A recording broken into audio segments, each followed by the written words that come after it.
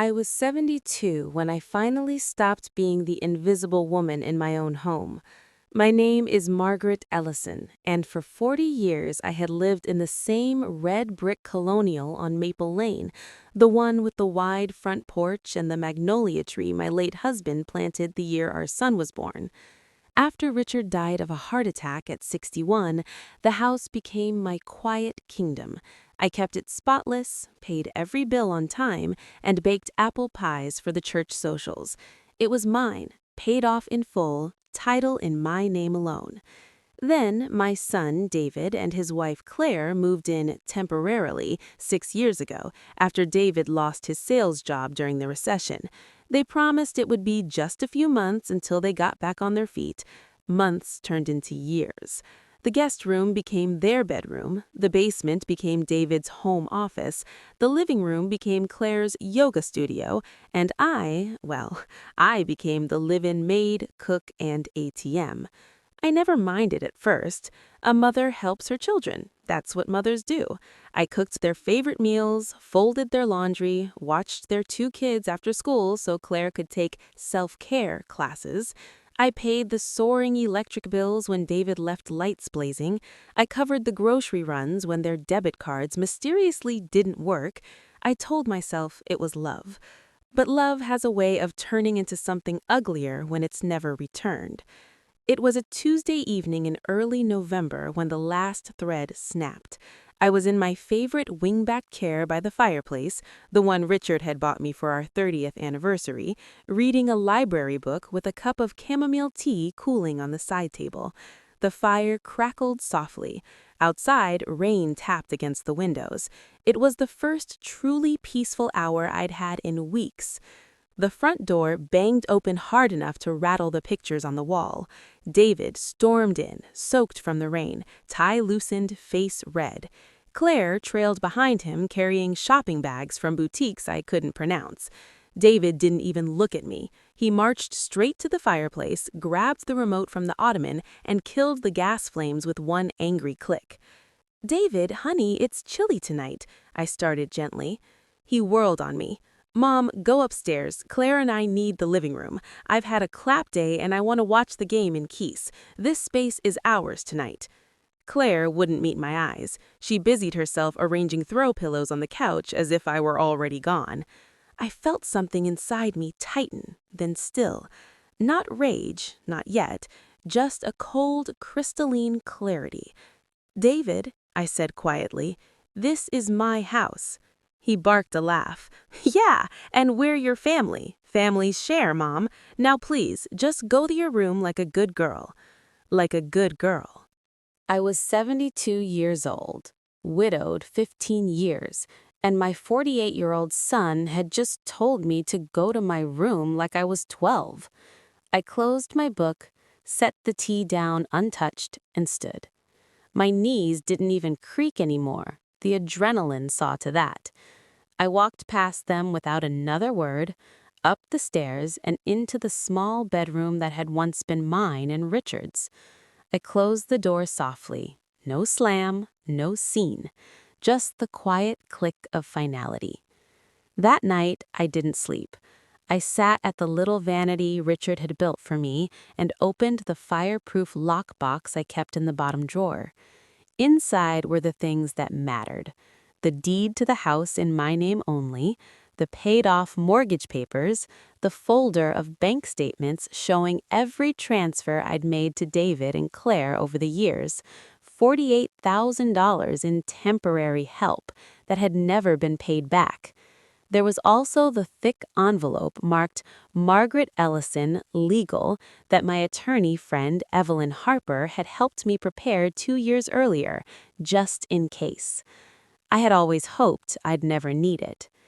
At 7 a.m. the next morning, while David and Claire were still asleep, I dressed in the navy suit I used to wear to Richard's company Christmas parties, slipped the lockbox papers into my leather briefcase, and called a ride-share to take me downtown. Evelyn met me in her corner office overlooking the river. She'd been Richard's corporate counsel and had known me for decades. "Margaret," she said, concern creasing her brow, "you look like a woman on a mission." I am, I replied. I want to evict my son and daughter-in-law. She didn't gasp or try to talk me out of it. She simply nodded. Tell me everything. I did. Every detail. When I finished, she leaned back and smiled the small, fierce smile I remembered from the days she negotiated multi-million-dollar contracts. Technically, they're tenants at sufferance, no lease, no rent paid, living there by your permission only. We can serve a 30-day notice to quit today. I'll have my paralegal drafted. And will include a demand for back rent at fair market value for the past 6 years. That should light a fire under them. Will they fight it? They might try, but the law is clear and the paper trail is on your side. You ready for the fallout? I thought of David's voice the night before. Go to your room like a good girl. I've been ready for years, I said. I just didn't know it. By noon, Evelyn's paralegal, a calm young man named Marcus, had served the papers in person. I watched from a coffee shop across the street as David answered the door in sweatpants, took the envelope, and turned purple. Claire appeared behind him, read over his shoulder, and started crying. Marcus simply tipped his head politely and left. My phone began exploding with texts and calls. Mom, what is this? You're evicting us? After everything we've done for you? I turned the phone off and checked into the Riverside Inn, a quiet boutique hotel I'd always loved but never stayed in because there was plenty of room at home.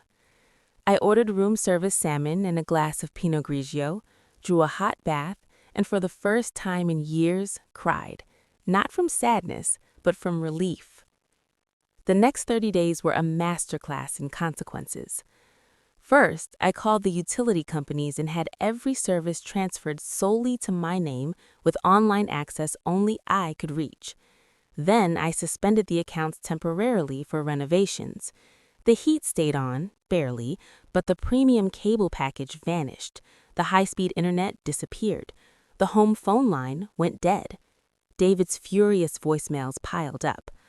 Mom, the kids can't do their homework. Turn the Wi-Fi back on. Claire's missing her online yoga certification because of you. You're being cruel. I didn't reply.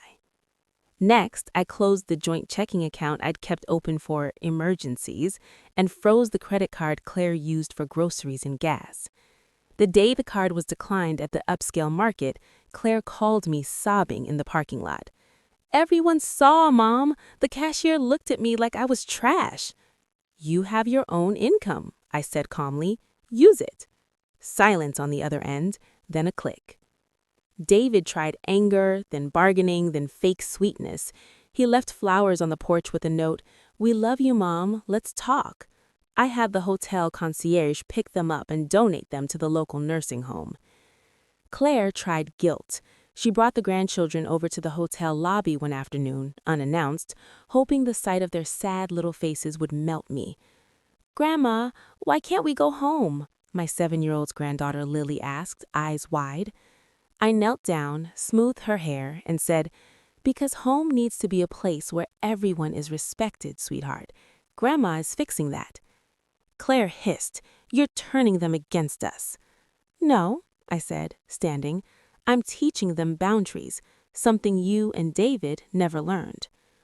The final confrontation came on day 28 in Evelyn's conference room.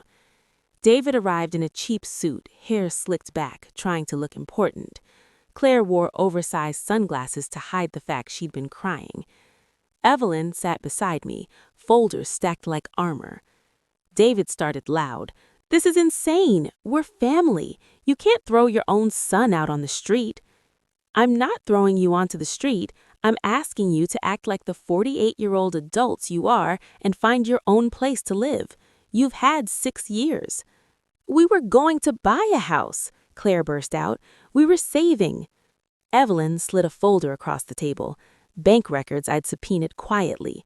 David's gambling app transactions, Claire's boutique shopping sprees, the savings account that had never held more than $200. Claire went white. David tried to bluff, then deflated.